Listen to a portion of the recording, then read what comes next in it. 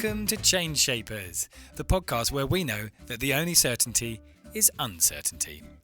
We know everybody hates change, so we're on a mission to inspire people to see change differently.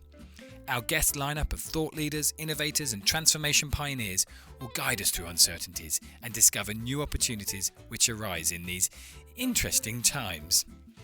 Today we're joined by a pioneer in education industry and now roadshows. Sofia Azam is all about investing in learning to support future growth and prosperity for society. With 60% of startups experiencing failure in the UK, how can our society help these innovators to become the change shapers and turn their ideas into impact? As an educator and founder of the Skills4Startups Roadshow, Sofia teaches us why the government ignores startups at their own peril, how AI is changing the genus of brands, and how we can all prepare for the next uncertainty by nurturing company foundations right from the start.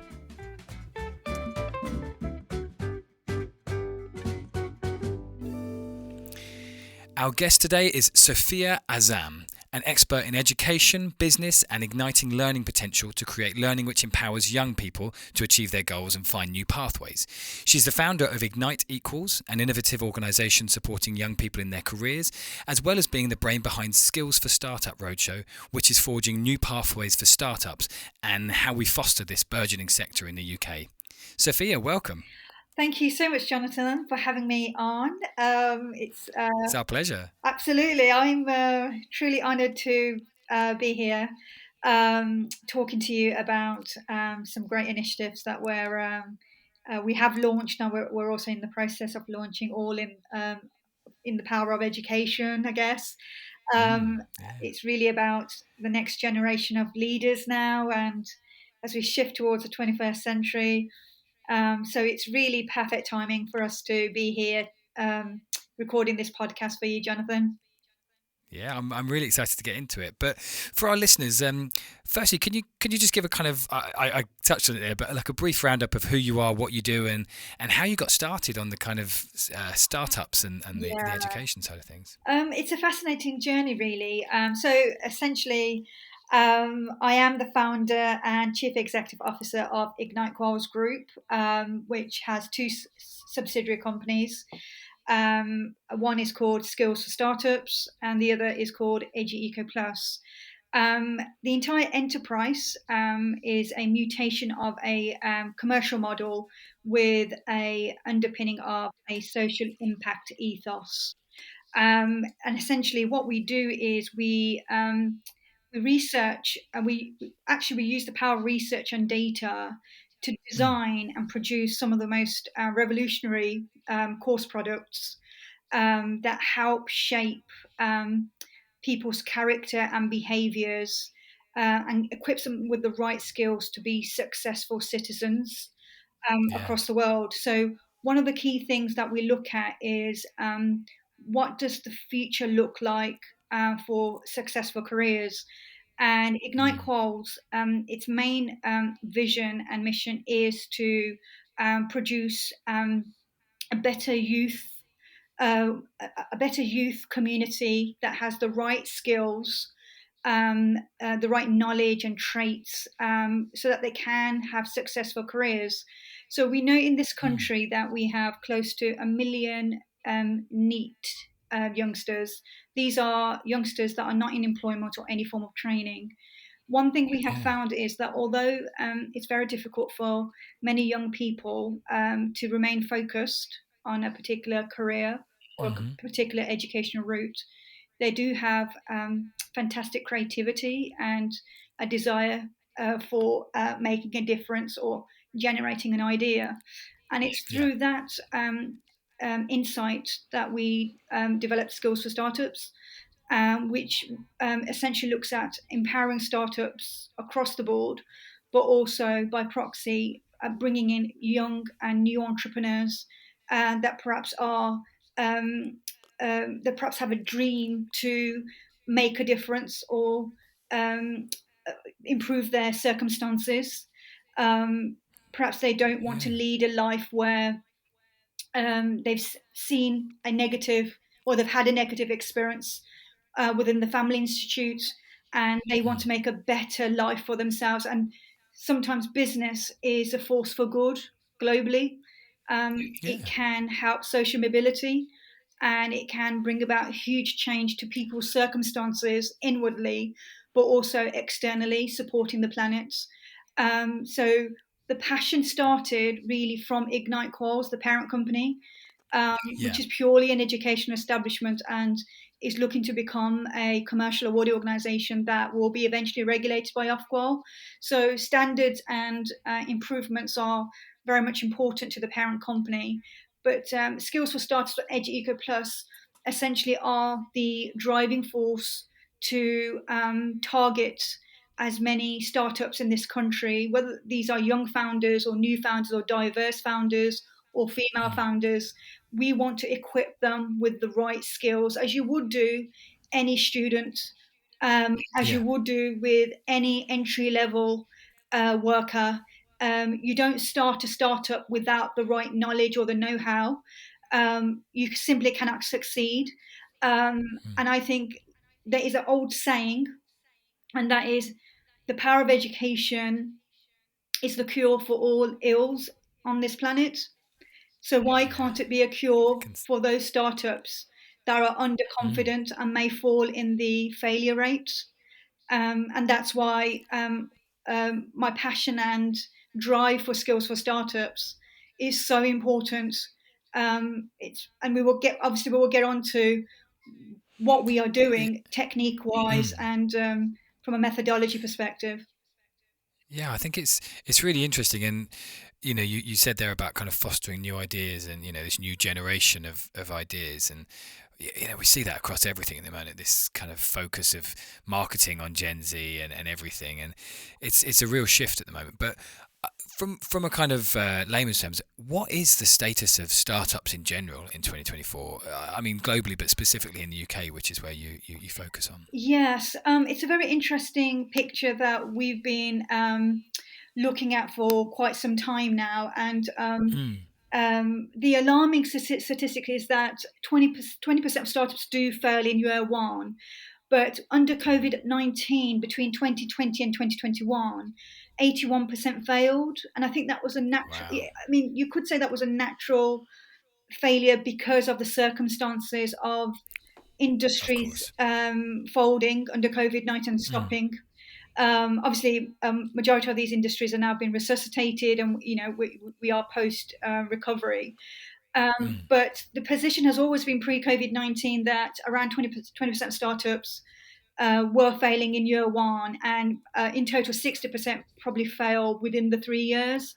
And Yeah. very few go through the margin of after 5 years. I think it's 38% businesses will succeed and turn into an SME after 5 years. So that is a very low figure. And imagine if your Definitely. workforce was only productive 38% of the time, you wouldn't Yeah. you wouldn't survive as a business. So Definitely not. why are we accepting that statistic? Because Skills for Startups is not Mm. accepting that statistic. And Skills for Startups does have a strong mission that we do want to support 100,000 startups by 2034. And Wow. these startups will otherwise fall into that failure rate if we don't. Mm. And is there any particular major shifts at the minute? You talk about post COVID there, but look, what do startups look like nowadays? Is there a particular trend in Yeah, and what are the factors driving them? I that's suppose. a very interesting question, because I find that artificial intelligence has had a Yeah. huge impact on how we are building businesses. And Of what course. artificial intelligence has done, if you apply it intelligently, is that it's Mm. made the pursuit of owning a business easier for working class people, because artificial intelligence can Yeah. streamline your businesses, and it can make your business so cost effective that you actually save money in areas of that business that you wouldn't normally do pre AI. Yeah. Um, Definitely. so artificial intelligence could be your administrator, could be your Yeah. chat box, customer service advisor. You normally would have to have people to govern your those areas of your function. So we know that artificial intelligence is now dominating and has dominated in the Yeah. last 24 months. Mm. Businesses, certainly startups, and whether that will reduce the failure rate, we still need to test it for the next few years and see whether advising startups to have an AI agenda and AI appetite. Um, we want to see whether the techniques we certainly showcase in our roadshows around artificial intelligence and streamlining operations. We want to see what the output would be if we continue to support startups with that business strategy and that approach. But it's really Mm. interesting that nearly 40% of the startup founders that are working with Skills for Startups are AI founders. They've Wow. designed their own That's a systems, yeah, and they do that's a sell big these number. systems to larger corporations that perhaps are too busy to have an Of AI course. appetite. So Mm. they are generating income in that way. So it's not just about their own businesses being AI centric. It's the fact that they have designed an AI system that they can sell on to other Yeah. clients. So it's an amazing phenomenon what's happening at the moment, and I do feel that not just AI, but Mm. how we operate in the business world post COVID-19 with regards to resilience and Yep. being money savvy generally is having a huge impact on startups being more, should we say, immune to a financial downfall. I think COVID-19 has taught Yeah. us to um, save. If we save money, we're still making money in the business world. So Mm. being financially savvy is a critical skill now that's coming through from a practical perspective, that's actually helping startups to survive. And that could be irrespective of the industry and sector. You know, you could own a beauty product or a juice bar, or you could have some sort of commodity that you're selling, or some sort of app or hack. And I find that people are finding ways, business owners are finding ways to save in areas in order to have a longer successful business journey. Mm. So those are probably the two factors that have come out post COVID-19, and I think that has Yeah. been really seriously forced upon us. Well, of course, Yeah, and it's that whole idea we talk about of the only certainty is uncertainty. You know, no yeah, one planned for that. yeah. Well, maybe some did, but and I'm not planning on AI taking over podcast hosting just yet. No, But we'll see. no. I think there's quite a bit of work to be done in the AI Yeah. world. Um, I don't think it's there to replace human and that human No. contact. Yeah. No, absolutely. But I suppose talking about evolving and stuff, and I think Skills for Startup really is revolutionising industry learning as we Yes. know it, especially for that kind of Yeah. startup level. And how are you doing that? And how are you doing it in a kind of with the approach of academics and Yes. experts, and kind of getting all of the different like you said at the top of these new ideas, kind of what's your I approach? think we've capitalised on a space in the market Mm. where we're not infringing on academia and we're not infringing on any sort of accelerator program. It's a simple formula here. Startups require ongoing support. So when you do your business GCSE business studies and you move on to perhaps doing perhaps an A level or an undergraduate, Mm. there's a point in your life where that ends, and a lot of that knowledge you probably lose. Of course, yeah. And when you go into starting a business, and if you're lucky enough to be on an accelerator program, congratulations, because it is capped in this country. And if you're not, and you're on your own, you may have a co-founder, you may not. You may have a business partner, you may not. You're Mm. there now having to design your business strategy, design your forecast, research research the data around your products, etc. But you're still missing the practical skills of actually So much. launching. Yeah. You don't teach that, can't be taught from from a theoretical perspective or Mm. within academia. This is real life we are showing you real life measures here, tried and tested by other businesses, industry experts that have gone through the roller coaster journey of building and scaling a business. You are learning live with these businesses. They may have failed their first business, they may be on their fifth business. We have many of our experts are on their fifth business and they've made all the mistakes known Yeah. to the business world. That is real education. You Yeah. cannot buy that at university. You cannot buy that in traditional schooling. No. Entrepreneurship can't be taught traditionally through academia. You've got to live it. And that's what Skills Absolutely. for Startups is. It's UK's very first mobile business school that looks at practical, real life business case studies and teaches um, advanced, entry level and advanced founders how to be successful founders. There's nothing out there that teaches you to be a founder, but Skills for Mm. Startups does. It's really interesting, and I think we talk about startups, but a lot of the ideas you're talking about, and as you say, people on their fifth business, the skills you teach are relevant to wider business as well. The industry as a whole. Absolutely. Absolutely. And You just touched on something really incredible there. One of the mm, key things I think that makes established companies successful is allowing an appetite for entrepreneurship. So, those entrepreneurs that may have gone through a journey and perhaps have failed in their business are the perfect candidates for larger companies to recruit to yeah, add value to their business strategy as entrepreneurs. that's yeah. So, of course, there is a multifaceted, um, shall we say, success measure, but also benefit to starting a business, because it may Mm, well be that after you exit, or whether you're forced to exit because you've you've hit the ceiling with your business and it may be time to sell. mm, What you can do um, is demonstrate your abilities and your skills to larger companies and say, this is what I have successfully created single-handedly or with a co-founder or a business partner, and this is yeah. the value now I can add to companies like PwC or EY or Microsoft or Google. Hmm. We can now be entrepreneurs. We can be Yeah. the change within the larger companies to make them more purpose-led.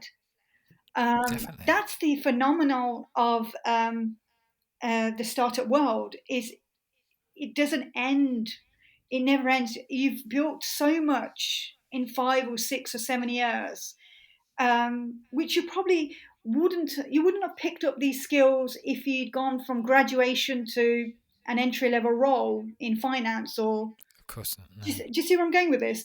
Yeah. It takes you probably 10, 15 years to get to the point where you're a To- director in a company. But here you are as a founder, and you're the CEO, you're the director, you're the accountant, you're the marketeer. You've learned all these skills in just a few years, which makes yeah. you highly employable after you exit. Yeah. And do you think that appetite's there? You mentioned about the entrepreneurship. Sorry, yeah, Entrepreneurship, the yes. entrepreneurship of is the appetite there for businesses to take these on? And you've worked with kind of major associations like the IOD and stuff Yeah. like that. Is the appetite there to you know bring these startups in, bring these new ideas in, or are we still in that kind of I think it's balance? very difficult for Privy Council institutes to um, uh, should we say, become part of the Gen Z space, because Yeah. it really is the next generation that are leading the startup space. They're very fresh, they're dynamic, they're futuristic. Hmm. Majority of them are, and you do get a percentage of retired people coming back into the business world as a startup founder. But Mm. generally, we're looking at the future of leadership, and with Privy Council institutes, the shift is going to be a lot slower, isn't it? Um, Certainly, like the IOD, it Mm. predominantly you look at, shall we say, appointed directors as members rather than Of course. startup founders, and that is shifting slightly because I am a startup that is a member of the Institute of Directors. Have been an ambassador 18 months in now, and that's coming to an end now. So for 2 years, I've been their ambassador, Great. and I've learned quite a lot from the Institute of Directors with regards to um, policies and procedures. Because even if you're a startup and you're revolutionary, you're dynamic. The law is the law in this country, and you have to pay your bills. You have to pay Of your course. corporation tax. You have to have an advisory board. You have to have you have to allow for challenge, even if it's your company as a founder. You have to be you have to have that appetite to appoint a chair, appoint a board, and you have to give them jurisdiction over your company. You Of don't course. learn that organically. It is Privy Council institutes like the IOD that have a history of supporting corporate boards, advisory boards, Yeah. ESG, corporate social responsibility, all those insights and those small wisdoms that come from Privy Council institutes like the IOD that work in the business world and the directorship community. They have added value to IgniteQuals, and they added value. They added value to my board. In Yeah. fact, we were the first company, I think, if I look back under COVID-19, that actually utilised an Institute of Directors regional chairperson to sit on our board because we wanted to get it right and we wanted to Yeah. lead by example. No one volunteers to become an ambassador to represent the directorship community and doesn't lead by example. So we were the first to open up the doors to say we would like a branch chairperson to sit on our board, and we had that gentleman on our board, and he was a lovely man, and he instilled a lot of help and support around marketing strategies because that was his bread and butter. And we've continued with that collaboration with the Institute of Directors. So we have probably influenced the IOD into the startup space. It wasn't natural because of where they are, where they're positioned, and majority of their businesses are quite established, and they are SMEs, but they are quite established. So Of and the course. startup definition of startup is very early on. It's 0 to 3 years, which nobody really taps into or represents from an institute perspective. And that's why Skills4Startups is working very closely with educator, the sister company, because that is the first ever specialist startups membership body that's going to be launched next year through a digital virtual reality platform. And that is purely specializing in 0 to 3 years and 3 years plus eventually. But that gap there is we're talking about really poor startups because they're just starting out and they may not have Yeah. £1,000 in the bank account to join an institute Of or pay course. that membership fee, but they have a budget there to grow to start to look at how to grow their businesses on a budget. So it really is about accessibility to all startups, not just the more advanced startups that are generating millions of pounds. Not everyone's a Definitely. Microsoft, not everyone's a Twitter. That's the Exactly. way you need to see this. And are you say there about the IAD kind of providing the smart wisdom and stuff. Are you feeling that some of the wisdom that you're in, the new ideas, are being picked up by institutes like the ID and bigger It's corporations? very difficult for the Institute of Directors because they have to commit. Well, they have to be driven by bylaws and the Privy Of course. Council guidelines, and you have to remember when you design a business 120 years ago, it doesn't matter if you're in the 21st century. You still have to be subjected to those old roots and those old traditions.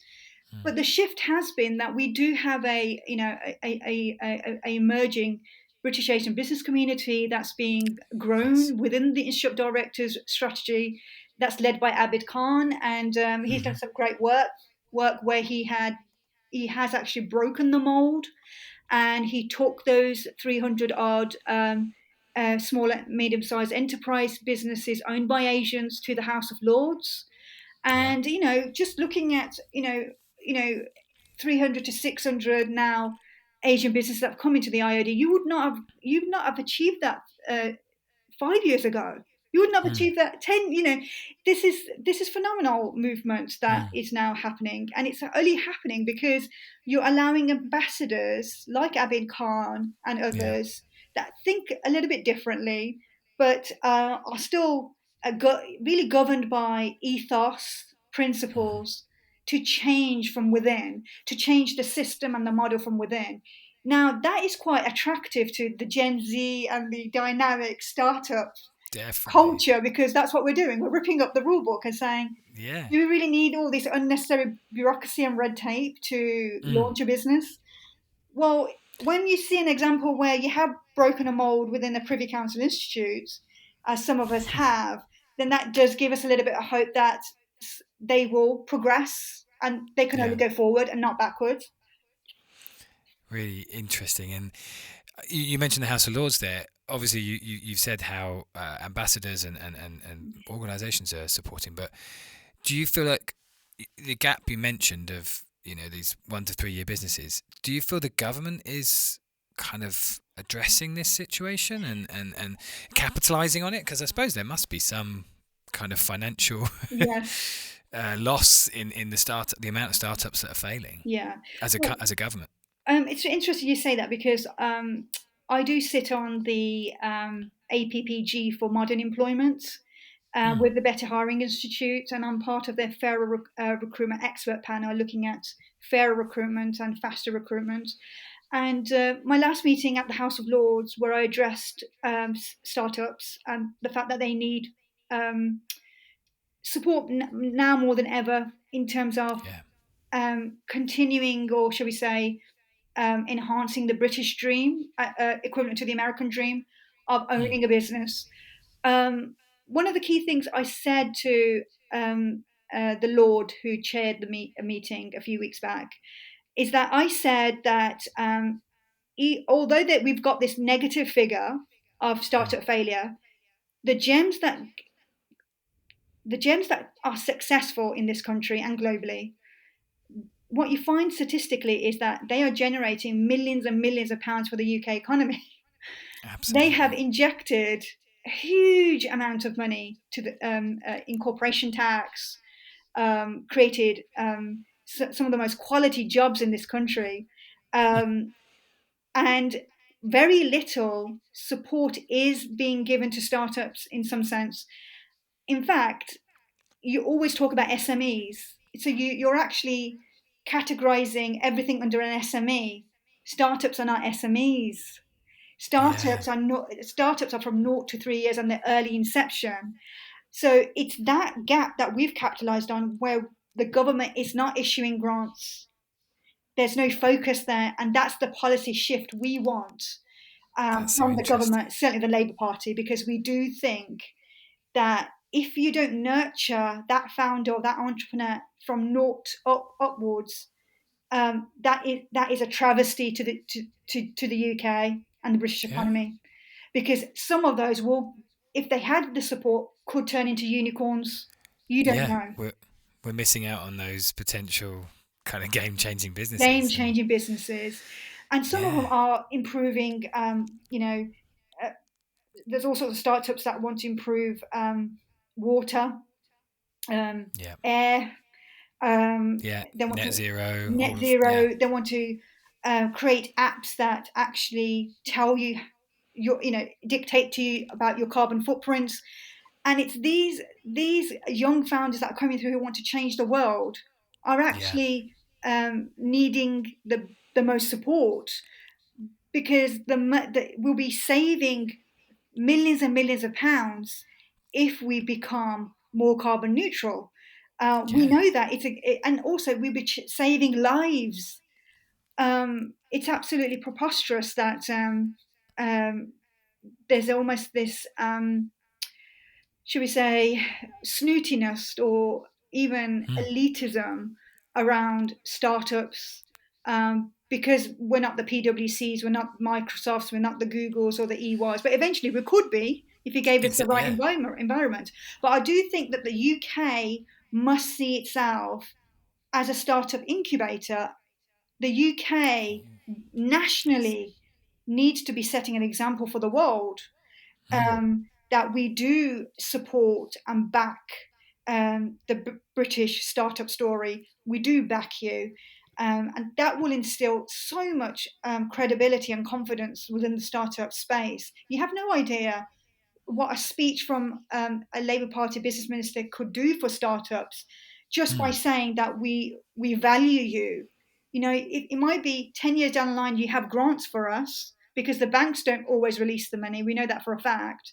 And the incubators that support business growth are capped per bank. So we know that there's literally 90% of startups that are not on anything. And that's why Skills for Yeah. Startups is going to be that oxygen and perhaps that lifeline for the 90% of startups that would have otherwise ran out of money or, fallen out of the startup market.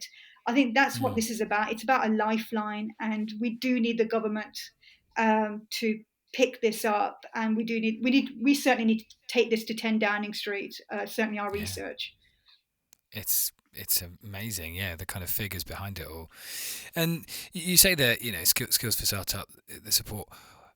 Obviously, your kind of flagship thing is the roadshow at the minute. And can you just give us a bit of an insight into what that is and who's kind of providing the learning on these roadshows and Yeah, workshops? absolutely, Jonathan. We have an incredible strategy for these roadshows because they Mm. operate as a business school, a mobile business school. So Yeah. essentially, we are on our third roadshow. So Skills for Startups Festival Roadshow UK Mm. is being supported by Google this time around. We've secured Google, That's great. which is a great achievement for us. And essentially, we're going to be delivering this mammoth high impact event on the 26th of Mm. September at White City Soho House. And our strategy is that as the founder of Skills for Startups, you don't see me talking at these events. It's literally a almost like a avenue or a platform for us to showcase the best businesses that have Mm. gone through probably 3 or 4 journeys before they've gotten to the point they've got to. And these amazing industry leaders from a plethora of sectors. So we've got somebody from hospitality that's going to talk about post Mm. COVID-19 hospitality startups, the do's and don'ts. We've got an amazing female entrepreneur, Siobhan Mears, who's going to be doing an inspiring speech around her organization company and what it does for female founders.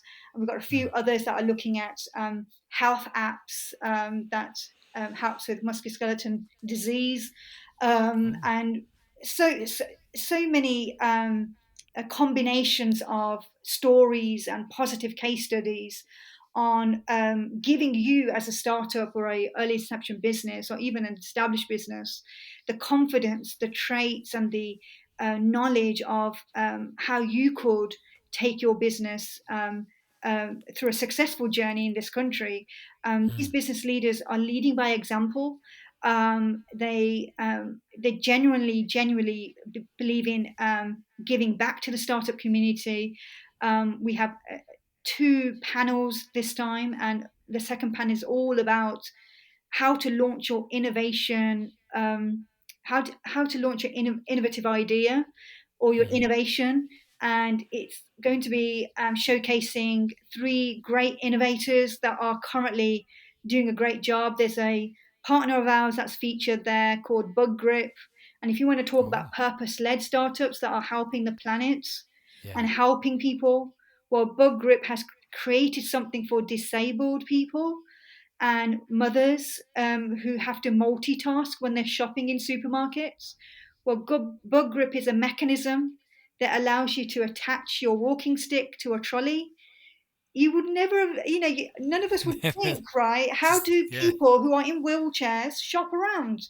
How do people who have walking sticks Yeah. do the most simple activity that we take for granted, Mm. shopping for food, how difficult that can be for disabled people in this country.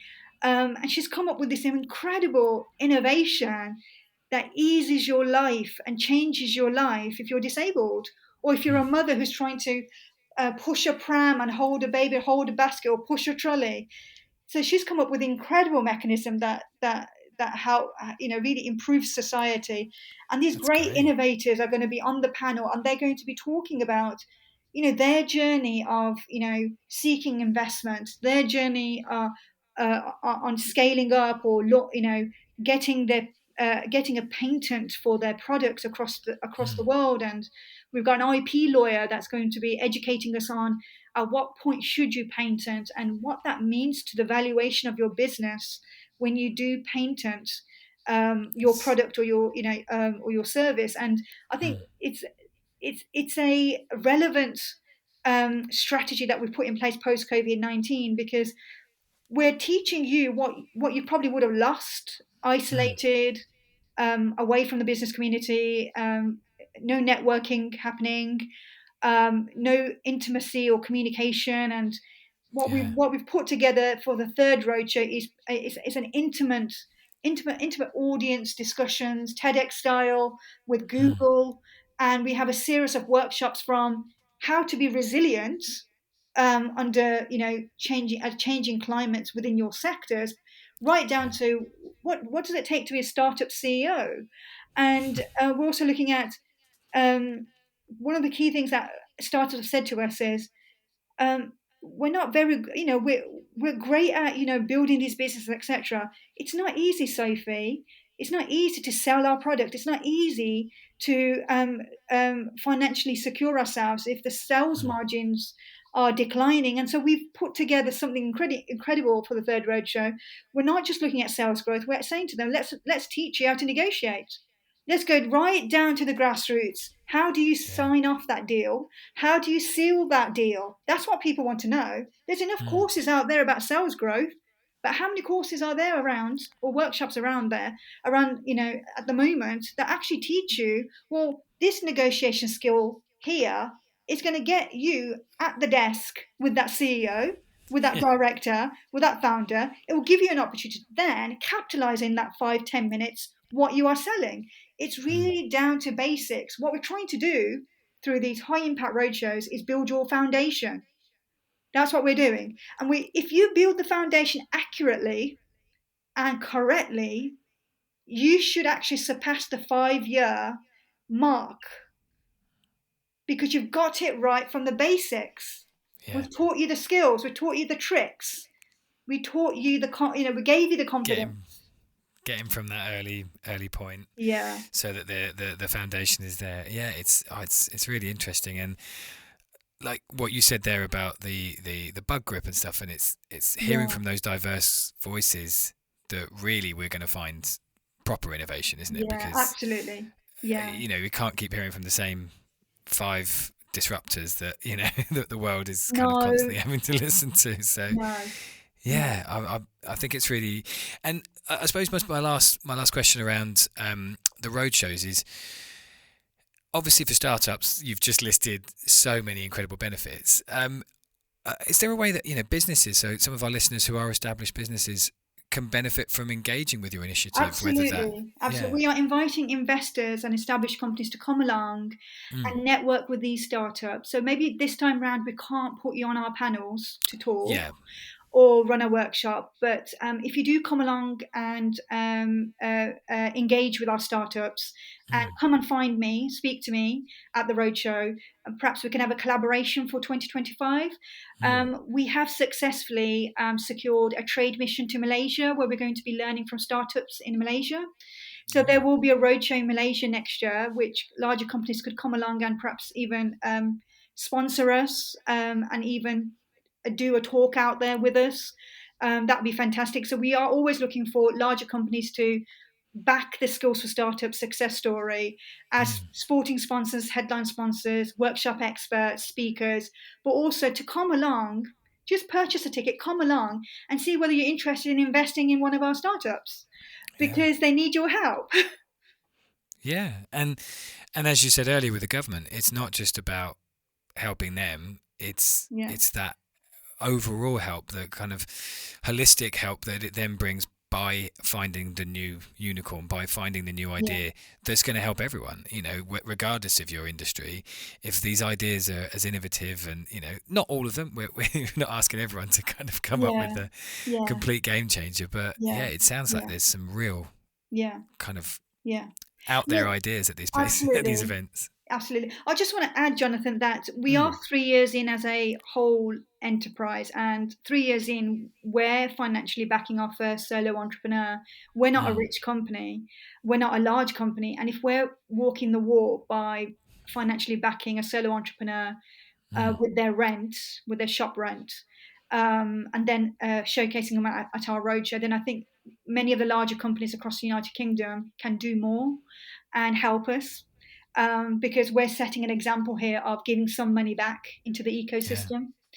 And that's what we're looking for, some great purpose-led larger companies that are in a position to give back. And there's nothing wrong with being commercial and social impact. We're just giving birth to a brand new business strategy in this country.